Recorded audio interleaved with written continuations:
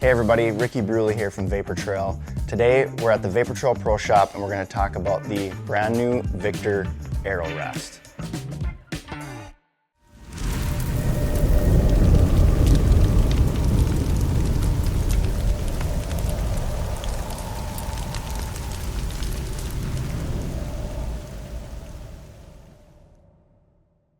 So we're going to start by opening up the box. You're going to have a seal here that you'll break open.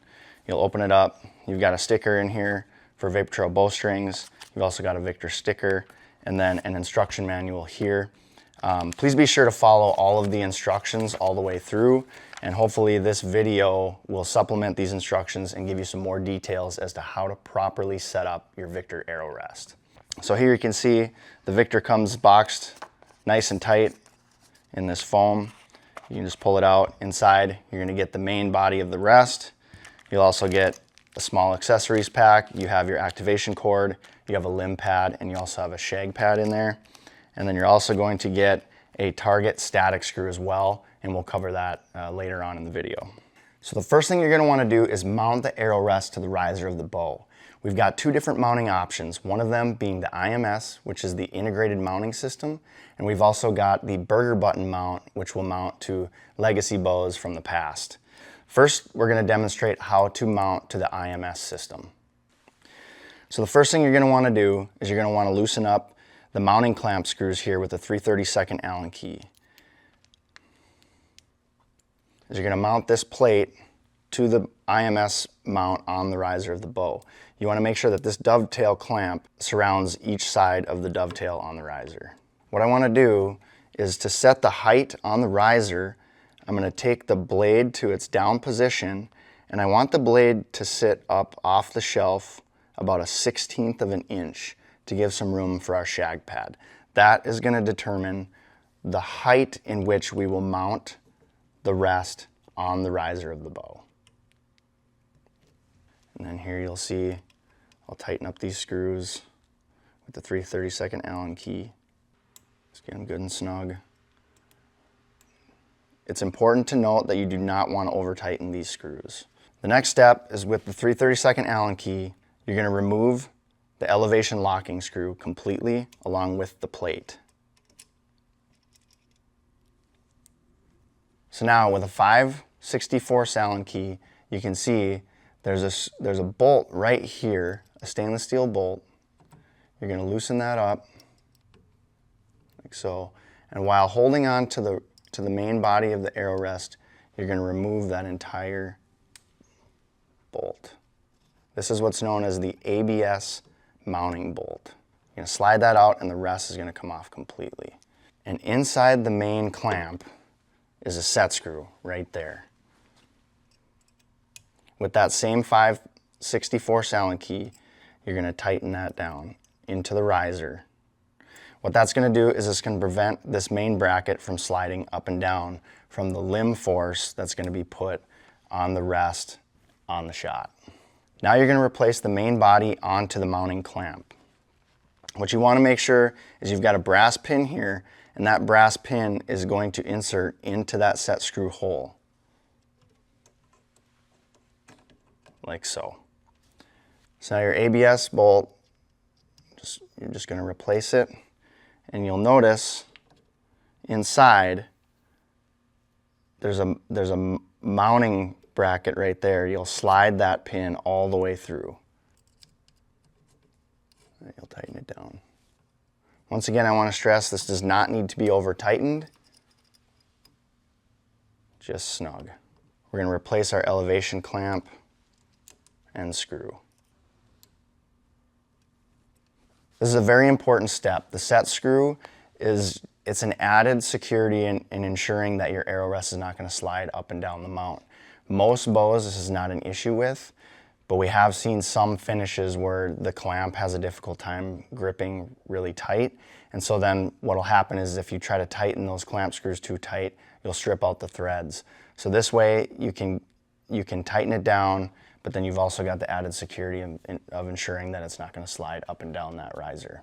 And that is how you mount the Victor Arrow Rest to the riser of a bow. All right, so now that we have the Victor Arrow Rest mounted to the riser of the bow, we're going to talk about making your windage and elevation adjustments.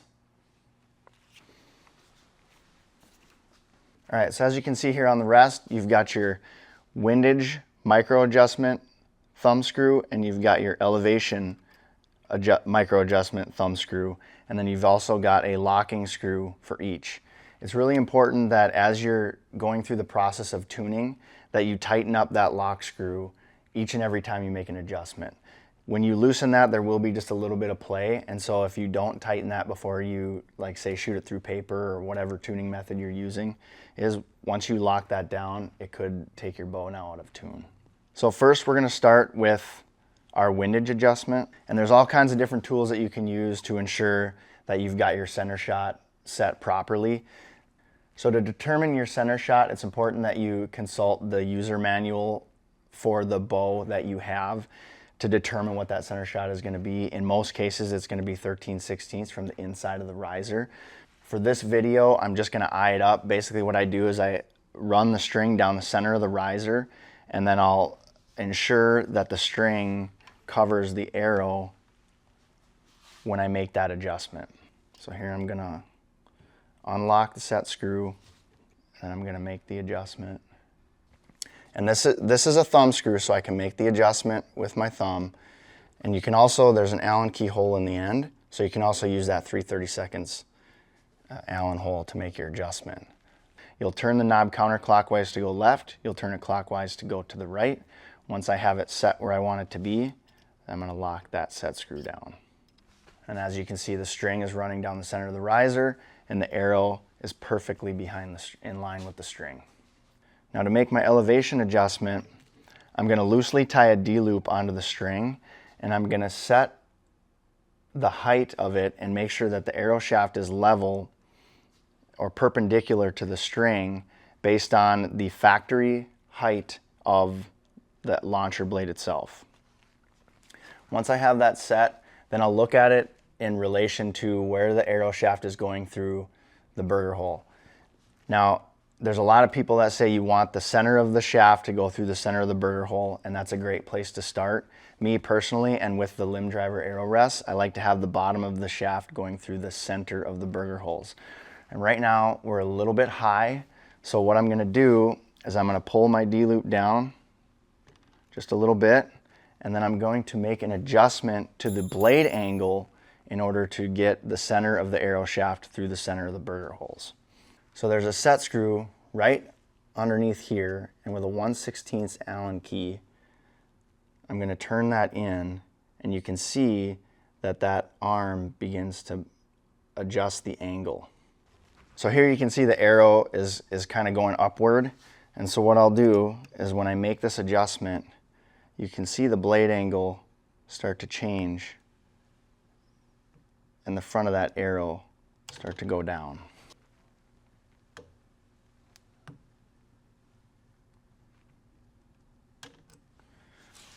I'm going to adjust my D-loop here. And again, there's all kinds of tools that you can use to do this. For the sake of this video, I'm just kind of eyeing it up. And there we go. Now I've got the arrow shaft is perpendicular to the string at 90 degrees. I've adjusted the blade angle so that the bottom of the shaft of the arrow is intersecting the center of the burger hole. And I've got my D-loop set right where I need it to be. So that's a perfect spot to start. And then when the rest is all the way in the down position, you can see that it's still just slightly raised up off the shelf. We're going to install the shag pad right here that's going to make up for that gap. Okay, so in the event that you want to adjust the entire body of the arrow rest elevation up or down, some bows may require that. Matthews, their burger hole is a little bit higher than some other manufacturers. So in that case, you're going to use your 3/32 Allen key. You're going to loosen your set screw like that, and then you can make your proper adjustment here with the thumb screw. Now, it's a little bit tight in there on this particular bow. This may happen in several cases where you've got your roller guard or your cable slide in the way, but you can use your 3/32 Allen key in the end of the thumb screw, and then you can make that adjustment up or down. Now, you've got some indicator marks on the inside of the rest for your elevation that will help you to determine where you where it was prior to making the adjustment and where it is after the adjustment. As I make that adjustment, you can see the movement. Again, it's really important that with the blade all the way down, you want it just above the shelf, right there. You want the blade to come down on the shag pad that's included in the package. You can see right here, there's a stopper pin. And the purpose for that stopper pin is to stop the arrow rest at full draw so that it comes up to the same position every time. That pin is not intended for this set screw or for this part of the activation cord bracket to hit that pin. If it does, it will still function properly, but you may get a little bit of noise out of it. Ideally, you want the blade to come down on the shag pad, and that will ensure that your rest functions quietly.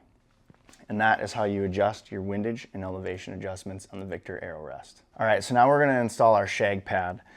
This is what you're gonna put it on the shelf in order to help reduce some of the noise of the blade coming down. And because of the way that this shelf is, it's a little bit narrow. These are purposely designed to be oversized so that you can cut them down. And typically what I like to do is I'm just gonna cut these edges right off here, like this, on both sides. And then I'm also going to shorten it up because it is a little bit long. So you want the capture portion of this to be towards the front of the riser as much as possible. So I'm actually going to cut this front end off, and then I like to kind of just round off these corners just to make it look a little cleaner. There we go. Let's take a little bit more off here, like that. Like so, and then you want to make sure that that blade is coming down on the pad to help silence that a little bit. Make sure that you clean the shelf with some isopropyl alcohol. Make sure there's no oils or fingerprints on it. You can just adhere it right in the center there, like that. And then again, you just want to make sure that that blade is coming down on the pad as opposed to this portion of the rest coming down on that pin. If you allow that portion of the rest to come down on that pin, it's going to make a tinging sound that's kind of loud.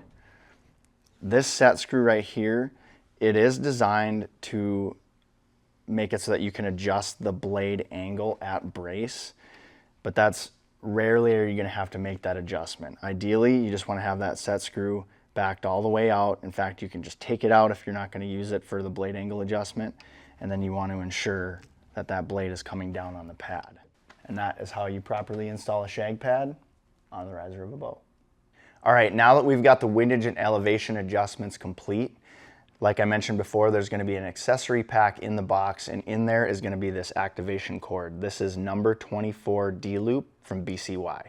You can mount the activation cord either to the top limb or the bottom limb to suit your needs. Most people prefer to go to the bottom limb because you've got your sight and you've got some other accessories. People get a little bit concerned with that activation cord interfering with some of that. So the first thing we're going to do is we're going to demonstrate how to tie the D-loop to your bottom limb. So you just unravel your D-loop that comes in the box. And what I'm going to do is I'm just going to cut the end off. Just like that, so I can fray up the end. And with a lighter, just going to lightly melt that down, and then use the side of the lighter to flatten it out, just like that. Give it a couple of seconds to cool down, and the first thing you want to do is you want to tie it off to the limb. So depending on the kind of bow you have, you may need to tie the cord, you know, further up or further back, but what's nice is to start with, you have a limb pad in the package, and what that does is that ensures that your cord doesn't slide on you. In most cases, the cord won't slide, but just as a safety measure, we like to have it on there just to make sure that it doesn't slide. But the first thing we're going to do is we're just going to tie it off to the limb. And what you're going to do is you're going to use a basic D-loop knot, just like that. and you're going to tie it off to the limb. You can also, with some of these prime bows, you can also tie off to the axle if you want. It just depends on how the bow tunes. Eventually that may determine where you're going to have that cord on the limb. So now that I have it tied off to the limb, 3/32 Allen key, this is your activation cord screw right there. I'm going to loosen that up a little bit. I'm going to take the cord, I'm going to run it up around the screw like so. And then what I'm going to do is I'm going to pull this down. You'll see that'll pull the rest into the down position, or the blade into the down position. I'm going to tighten up this screw. I want that to be real snug. I want to make sure that that cord does not come loose. So once you get that activation cord set screw tightened down, what you want to do is you want to just kind of tug on this cord a little bit. The number 24 D loop does have a little bit of stretch in it, so you want to work out some of that stretch. Don't pull too hard on it because you don't want to jam the blade into the shelf too hard, but just work a little bit of that stretch out. Over time, what you may see is that cord may stretch just a little bit, and if it does, you'll know, because your blade will suddenly be sitting up off the shelf just a little bit at brace. And that's a simple fix. All you got to do is loosen up that activation cord set screw and then just pull that cord tight again. Tighten that back down, and now you're in good shape. You're back in business. Once the stretch works itself out in that D-loop cord, it should stop. If you do have to make an additional adjustment later on down the road after the cord is stretched a bit, that's typically all you'll have to do is one adjustment, if any. And then as an extra precaution, I usually like to do just a couple of half hitches. Some guys like to, once you get it tuned, like you can leave a good tag end as long as you want. And once you get everything tuned, at that point, then some guys, what they'll do is they'll take that tag end and they'll hitch it all the way down. And then what that does is that gives them an extra length of material there, just in case you need to use it for a D-loop in the field. So to go to the top limb, same steps as before in regard to tying off to the limb. Again, for the purpose of this video, I'm just going to tie it off, about an inch from the axle. And we'll link below to a video that gets more into detail about where your activation cord should be located based on the way that your bow is tuning. Top limb activation, what you're going to do is the cord is actually going to go through this slot in the back of the activation cord bracket. And then it's going to come around and then around your set screw. When you're coming from the top limb, what I like to do is I like to hold the blade in the down position like that, and then I'll pull this up and then the cord down, and then with that 3/32 Allen key, we'll tighten up the set screw.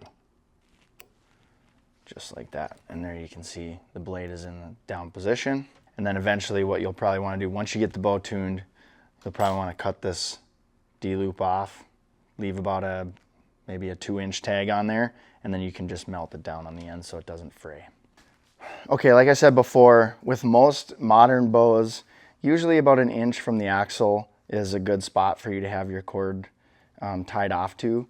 But there's a lot of different determining factors. Your draw length determines where that cord needs to be. If you have a shorter draw length, then your limbs have a tendency to flex a little bit less.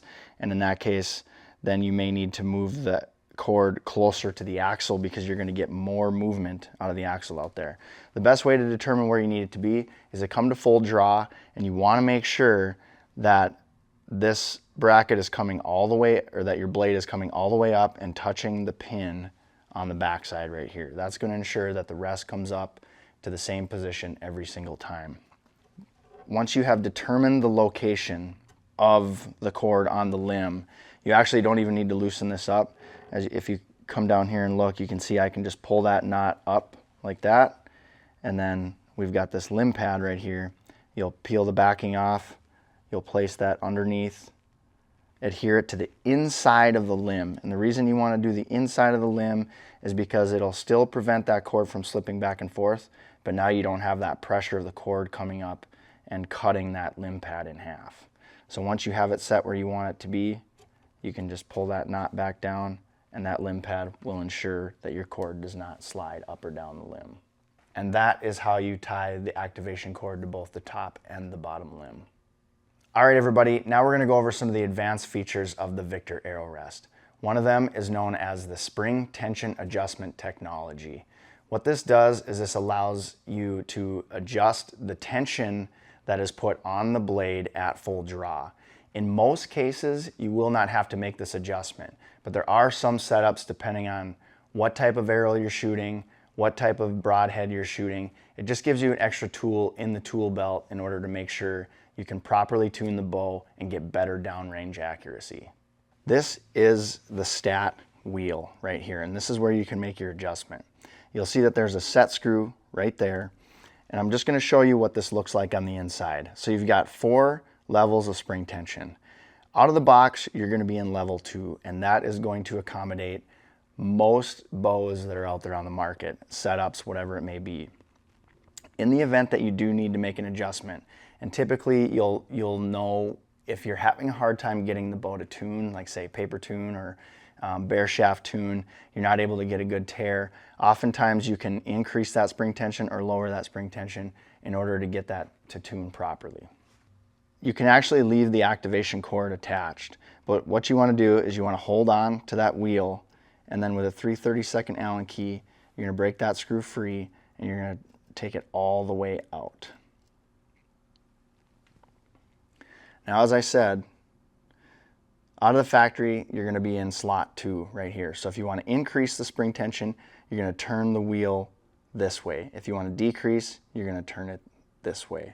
So in this case, I'm going to increase the tension, and so it's hard to see on camera, but I can look in there and I can see where the holes are. So what I'm going to do is I'm going to turn the wheel in the proper direction in order to increase that spring tension. And then I'm going to insert my set screw back in there. You can kind of wiggle it around a little bit to ensure that that screw goes into its proper position, and then you can reinstall. And then you're just going to want to tighten that down real tight, just like that. And there you go. Now you've got increased spring tension. All right, everybody, one of our favorite things to do here at Vapor Trail is to give you customization options. With the Victor Aero Rest, you've got multiple color options for the cage as well as the blade. We've got wolf gray, OD green, scotch, ash, sandstorm, and black. All right, so since we've mounted this Victor on the morel color of this Prime Form 34, I'm going to swap out this cage for our OD green color. First thing you're going to do is you've got a 3/32 Allen key for the top cage. Just going to loosen that up and remove that screw like so, and that'll pop right off of there. Next color, it'll slide right into that slot. Replace that. And then for the bottom cage, you're going to use your 5/64 Allen key. Just going to loosen up this set screw down here at the bottom. Now this set screw right here has blue Loctite on it in order to make sure that that screw does not vibrate its way loose. So when you replace this, you may need to add a little bit more blue Loctite if that screw keeps coming loose on you. You shouldn't have to remove it all the way. You just got to loosen it up enough for that bottom cage to come out like that. Now you got your new one. Slides right into that slot. And you'll tighten that set screw. And there you go. Now you got a cage color that matches the riser of the bow.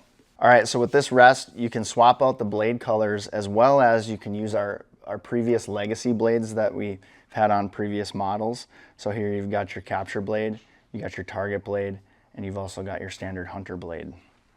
With your 5/64 Allen key, you're just going to loosen these 2 screws.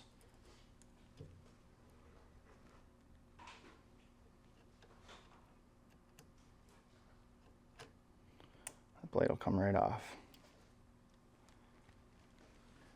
And then you can just take your other color, slap it back on there, or if you prefer the spring steel blades,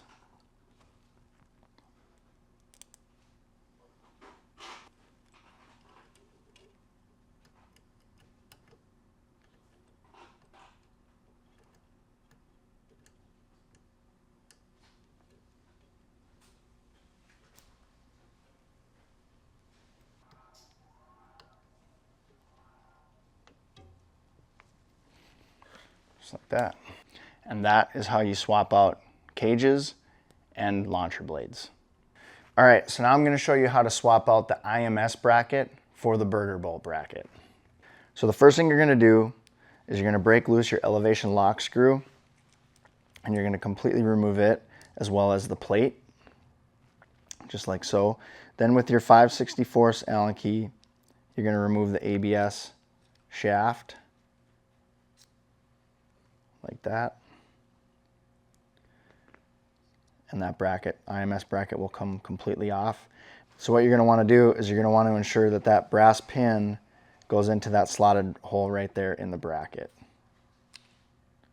You're going to want to replace the ABS shaft.